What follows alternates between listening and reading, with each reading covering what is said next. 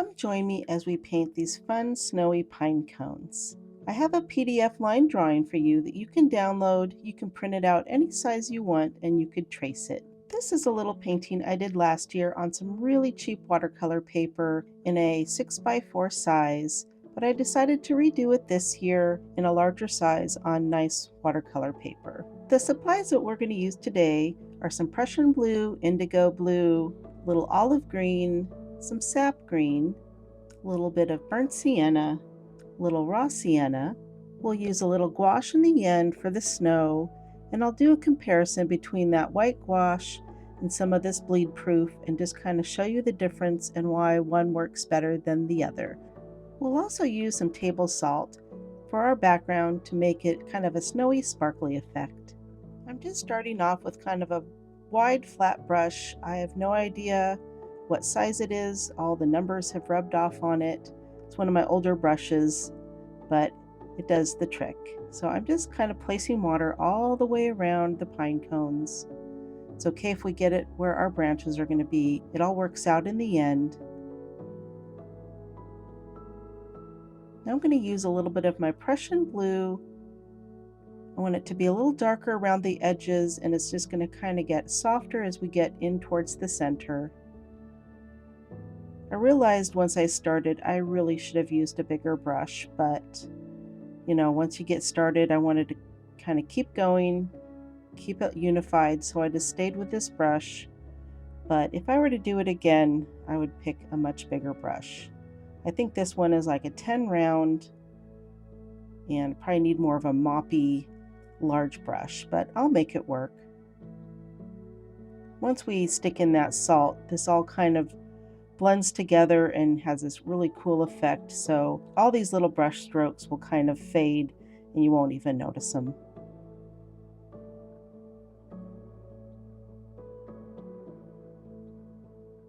I'm just trying to build that color, get it a little richer.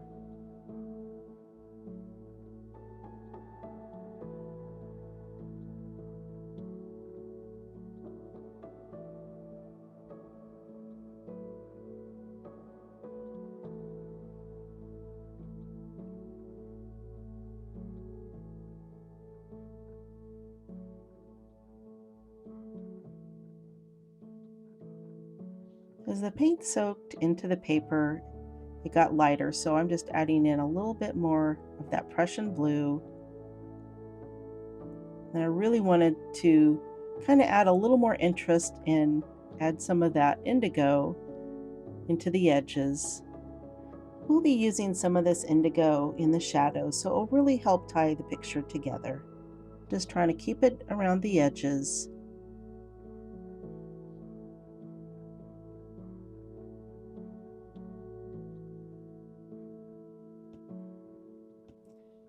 Now I'm sprinkling a generous helping of table salt. And we're going to let that fully dry. I'm not going to use a hair dryer. I'm going to go have a little lunch and let it dry. And now that I've come back, I'm just using a little paper towel and just making sure all that salt is off. Now with some clean water and a clean brush, I'm just kind of putting it in there where that branch is going to be, and I'm going to kind of tap out some of that blue. It's okay if some of that blue stays, because it will kind of work in our favor once we're working on that branch. Now we're going to get started on our pine cones. We're going to do a watery layer of our raw sienna. This will just kind of be our base color. It'll kind of pop through here and there. It'll kind of be some of the highlights. It's going to look a little strange at first. We don't really think of pine cones as being yellow, but it'll look really nice in the end.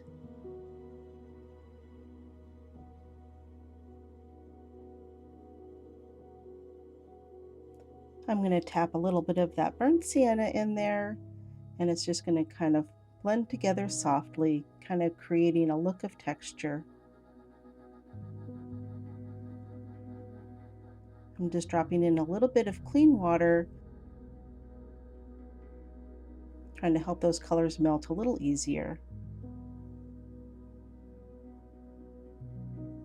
Now we're going to let those pine cones dry, and then we're going to mix ourselves kind of a shade color I'm going to be using that burnt sienna and indigo to make kind of a dark brown that we're going to be using for our branches. Now, I can't really see where my pencil lines are very well because my background kind of blended in there, but it really doesn't matter. I can kind of make it out. Once we start placing our pine needles on these branches, it'll really kind of blend in and you won't really notice them that much. So it's okay that we just kind of put them in there. Don't worry too much about them. They're more of a placeholder for where our pine needles are going to go. I'm just starting off with a little olive green for our base layer of pine needles. I think I'm using about a number 2 round here. Just kind of flicking it. It's almost like you're painting grass. And I'm just kind of getting that first layer down.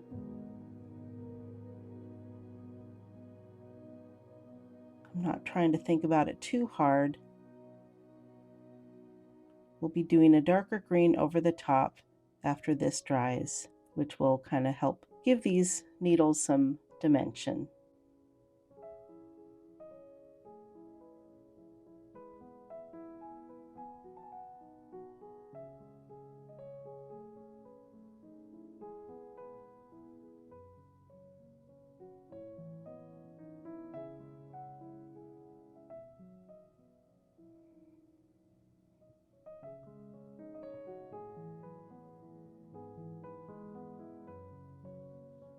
Now we're going to start building that first layer on the branch. Just a nice watery layer of that burnt sienna. And we'll just kind of build up some shadows as we go. Our first layers are going to be pretty soft.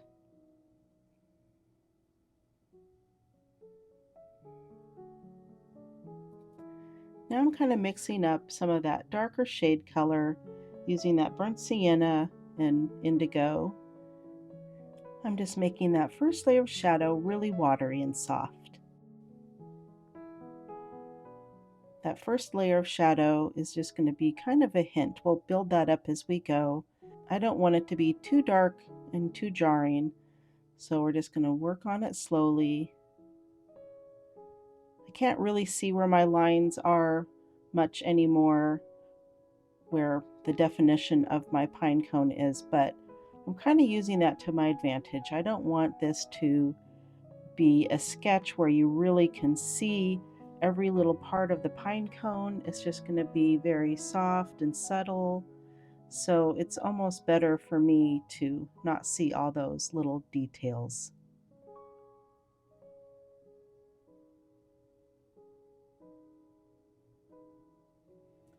I kind of really like this first layer of shadow. Once those colors kind of start separating a little bit, it just makes it very interesting. Some areas are lighter, some are darker, and you just kind of see how it's drying, and it makes it pretty interesting.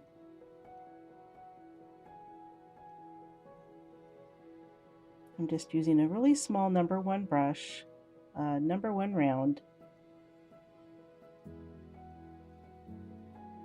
We'll be adding more shadow as we go, but this will just kind of be our first layer.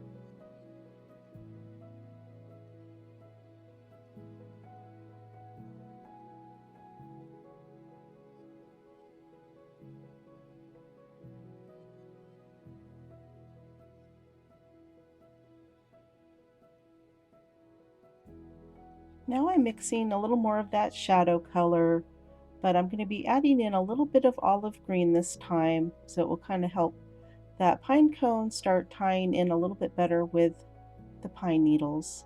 It just kind of gives it a little bit different color, creating that next layer of dimension. I'm really starting to love these pine cones.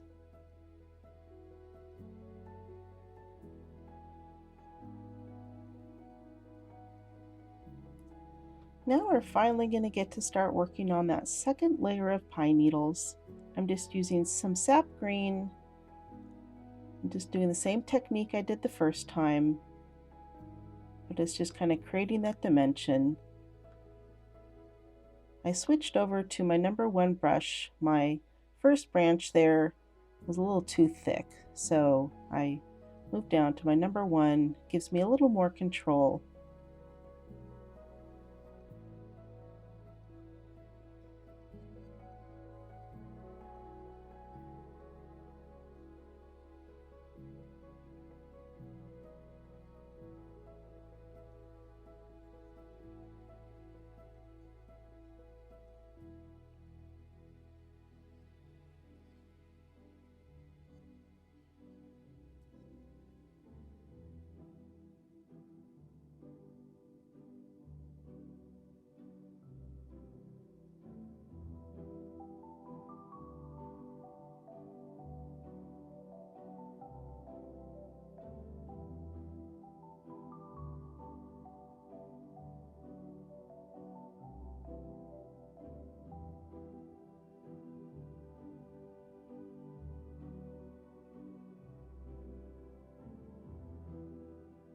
I'm adding a little more shadow to my branch, and then I'll be adding in some more into my pine cones. I'm just going to pick a few little places here and there, just trying to make a few places look deeper.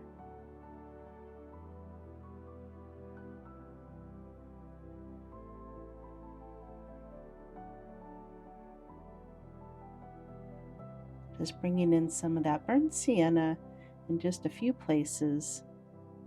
We're just trying to build a little more dimension in the pine cones. We're not going for detail, we're just going for dimension. Now I'm going to show you the difference between using a little white gouache and a little bit of my Dr. P.H. Martin's Bleed Proof White. It's a little thick, it's kind of thickened up, so I'm going to have to add a little bit of water to it, but not too much. Now I'm going to put the white gouache just kind of on the tips of my pine cone. I'm going to do the right side of my painting with the gouache, and then I will do the bleed proof on the other side. So we don't want to put a lot, we're just kind of putting it in a few little places.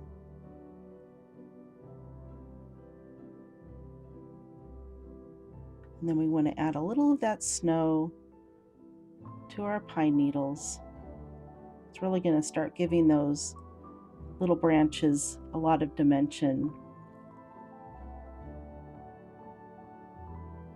It almost makes them sparkle a little bit with that little highlight.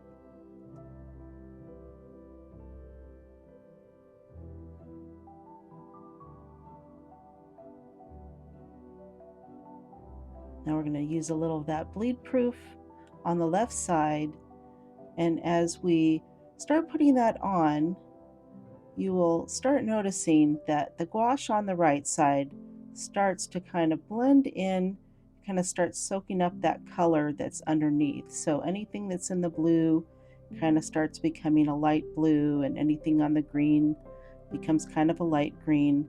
And you can see with the bleed proof, it just stays nice and bright. It doesn't soak in any of that other color. The gouache starts off this bright, but then as it soaks in that other color, it just kind of gets a little more dull. And we want our snow to be kind of bright white, kind of a highlight. So this just kind of shows you the difference of using one versus the other. And depending on what kind of techniques I'm doing, it depends on if I use the gouache or if I use the bleed proof. You can really see now how much that gouache side has really soaked in. So I'm just going to go over a few little areas with our bleed proof, just to kind of to make our picture sync together. But I thought it would be pretty interesting to show you the difference between the two, and then you have the option of maybe buying one or the other and just having it kind of in your watercolor toolkit. There's a lot of artists that I follow that I really admire and I've learned a lot from, that use these special little things that are not technically watercolor, but you can use them on your watercolor paintings.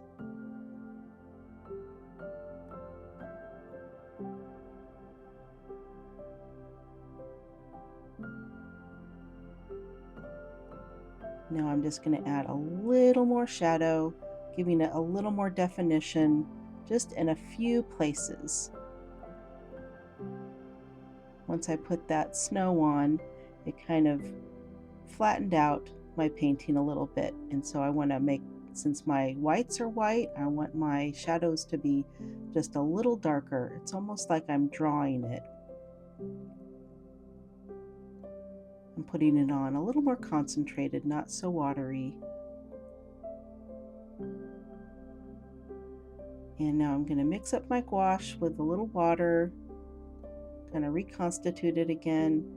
And I am not very good at flicking paint, so I'm giving it a try. I'm not skilled. It's kind of going everywhere on my desk and everything, but luckily it wipes off. I guess you can't be good until you practice. And there you have it, your cute little snowy pine cones. I hope you enjoyed this tutorial and that you learned something new, that you want to try something new, and that I'll see you on the next tutorial.